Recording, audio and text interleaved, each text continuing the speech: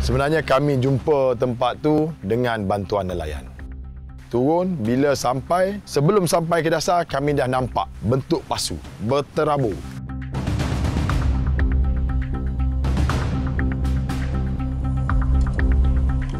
Hati sebagai seorang penyelam dah berdebar-debar. Okey, aku jumpa harta karun.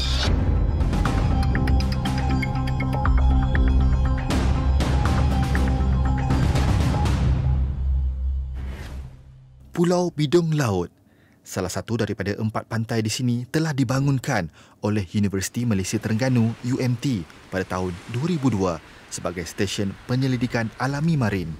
Bertujuan membolehkan pelajar dan pensyarah melakukan penyelidikan berkaitan marin.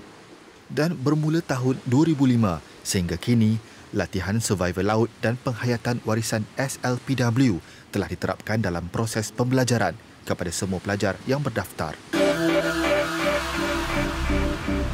Penerapan SLPW dalam proses pembelajaran ternyata tepat berikutan terkenalnya Pulau Bidong ini satu ketika dahulu kerana pernah dijadikan kem orang hanyut Vietnam. Jasa Bidong sebagai bumi penyelamat kepada lebih 250,000 pelarian yang mendarat di sini juga membuatkan ia lebih terkenal daripada negeri Terengganu sendiri.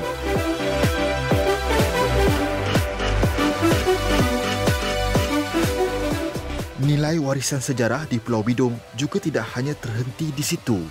Tidak jauh dari perairan, sebuah tapak peninggalan sejarah telah dijumpai oleh penyelam UMT pada tahun 2013. Sebenarnya kami jumpa tempat tu dengan bantuan nelayan. Nelayan yang melaporkan kepada kami, di sana dia selalu dapat ikan. Tetapi dalam masa yang sama dia dapat juga telinga-telinga pasu atau serpihan-serpihan pasu yang melekat pada pukat ataupun mata pancing dia. Berpandukan informasi daripada nelayan tersebut, Baharim dan beberapa rakan penyelam lain bergerak ke lokasi bagi memastikan berita yang dilaporkan. Apa yang mereka temui pada ketika itu ternyata sangat mendebarkan. Mulanya kami menyelam untuk saja tengok-tengok tak ada apa-apa, nak tengok batu apa ada. Turun, bila sampai, sebelum sampai ke dasar kami dah nampak bentuk pasu berterabur. Hati sebagai seorang penyelam dah berdebar-debar. Okey, aku jumpa harta karun. Stop kat situ, kami tak turun dasar, kami naik balik, minta nelayan bawa kami balik, kami nak ambil kamera. Bila turun, ambil gambar dan sebagainya, dan masa menyelam itulah mungkin kita tak bercakap, tak berbakat, ambil, ini perlu dibawa ke muzium. Berikutan hasil penemuan itu, UMT telah mendapatkan kerjasama daripada Jabatan Warisan Negara dan Uzma Archaeological Research dalam usaha mengenal pasti artifak tersebut. Proses pemetaan dan penandaan kemudian dilakukan di tapak tinggalan selain pengambilan sampel untuk tujuan kajian. Dengan bantuan Yayasan Korang Malaysia, dengan bantuan pihak Jabatan Warisan Negara, kita sempat buat pameran di PWTC mengenai penemuan tersebut lah. Dan selepas tu, barulah timbul rasa patriotisme tu. Jadi hilang rasa nak kaya, dia akan timbul rasa patriotisme, ini adalah khazanah negara. Namun, selaku pegawai sains dalam bidang marin, pengetahuan mereka tentang arkeologi, lebih-lebih lagi dalam air, amat terhad. Pelbagai kursus dan latihan berkaitan arkeologi telah dihadiri bagi memperkasakan diri dengan ilmu baharu. Kami belajar macam mana untuk mendaftarkan, macam mana untuk pergi makluman kepada pihak Jabatan Warisan Negara. Jadi pihak Jabatan Warisan Negara ini memang banyak membantu. Masa tu kami memang amat jahil lah. Kalau pengetahuan kami mengenai arkeologi bawah air ni, kalau kosong di sini, sinilah, di bawah kosong. Jadi memang tak tahu apa dan kami mula belajar, pergi hadir khusus, buat latihan. Sebab benda dah ada, tapi kami tak tahu macam mana cara paling selamat. Usaha dalam memantapkan ilmu berkaitan arkeologi tidak pernah terhenti dan dilakukan secara berterusan oleh Baharim dan Pusat Perkhidmatan Penyelidikan dan Lapangan UMT. Ia termasuklah melakukan lawatan ke luar negara dan juga pemerolehan permit untuk aktiviti ekskavasi. Akhir tahun 2017 saya rasa kita dapat permit untuk buat excavation, untuk buat penggalian dan ambil selamatkan, kita panggil penyelamatan artifak. So, setelah kita selamatkan, tak sampai 10%, 10% saya rasa kita selamatkan. Kita jumpa badan kapal, bila kita buat naik dengan banyaknya begitu, belajar lagi proses-proses lain. Nak nyah garam rupanya ambil masa 6 bulan hingga setahun. Jadi mana kami nak simpan tempat-tempat tersebut kan? Artifak yang telah diselamatkan dengan kerjasama Uzma Berhad perlu dibersihkan dan dinyah garam terlebih dahulu sebelum sebarang kajian dilakukan. Walaupun nampak mudah, namun proses nyah garam ini memerlukan fasiliti tertentu dan juga perhatian.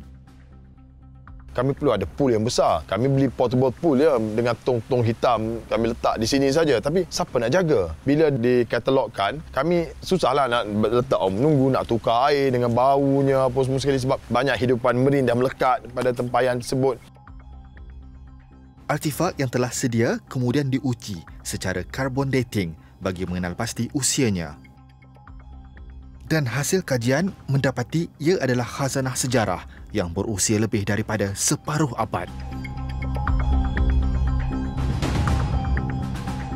Bila tahu dia berumur lebih kurang 600 tahun dan kapal itu memang berdagang di perairan kita ni, timbul rasa, baik kita buat tempat ni sebagai tempat belajar. Sebab kita tak ada pakar untuk arkeologi bawah air. Dalam usaha memperkasakan diri dengan ilmu berkaitan arkeologi dalam air, Baharim dan rakan sekerja berpendapat bahawa sosial dan sains itu alurnya berbeza. Mereka kemudian bertindak menghentikan proses penyelamatan dan sebaliknya menjadikan ia sesuatu yang lebih bermanfaat. Kita tengok pendidikan arkeologi lebih kepada pendidikan sosial. Jarang dimasukkan sains. So UMT more to marine science berkaitan dengan sains marine. Jadi kita nak masukkan sains dalam sosial. Itu kita cuba gabungkan. Jadi bila begini timbullah beberapa orang dan kami telah bersetuju untuk tidak lagi buat ekskavasi. Kita cuba untuk jadikan tempat ini sebagai tempat latihan untuk melahirkan pakar-pakar negara. Penemuan artifak dan khazanah di negara sudah tidak asing lagi. Ia tinggalan sejarah yang harus dijaga dan dipelihara. Baharim dan rakan juga telah bekerjasama dengan beberapa jabatan lain dalam penemuan beberapa artifak di Melaka baru-baru ini. Pihak Muzium Melaka, pihak Jabatan Warisan jemput kami juga untuk di sana untuk mencari barang-barang peninggalan sejarah di perairan Melaka. Dan nak jumpa pasu yang 1000 tahun, itu lebih excited. Jadi kita rasa satu benda sejarah negara yang kita perlu hargai. Tak perlu kita fikir nak jual. Kalau jual pun macam mana nak jual kan? Kita simpan khazanah kita, suatu hari nanti kita boleh ceritakan kepada orang lain. Sejak proses penyelamatan dihentikan, tapak tinggalan sejarah The Bidong Shipwreck ini hanya dilawati dan tidak terusik. Namun, ia bakal melahirkan pakar arkeologi bawah air dengan penubuhan Pusat Latihan Arkeologi Bawah Air Marine di Stesen Penyelidikan Alami Marine, UMT. Sekali sahaja kita buat proses penyelamatan dan kalau boleh kita nak fikir macam mana kita nak buat apa yang ada di sana sebagai tempat untuk lahirkan lebih ramai penyelidik, lebih ramai pakar-pakar dalam bidang arkeologi bawah air Malaysia. Khazanah negara seharusnya dihargai dan tidak dieksploitasi. Jika ia berkemampuan memberi dimensi baharu dalam bidang penyelidikan, ia seharusnya dilakukan dengan wajar bagi melahirkan generasi penyelidik yang berdaya saing. Budaya Terengganu yang sinonim dengan sejarah maritim serta khazanah dasar laut dan kehidupan marin haruslah sentiasa dikekalkan. Pemeliharaan semua bentuk budaya dan warisan bawah air harus diberi kepentingan yang sama kerana ia adalah sebahagian daripada warisan kita kepada generasi yang akan datang.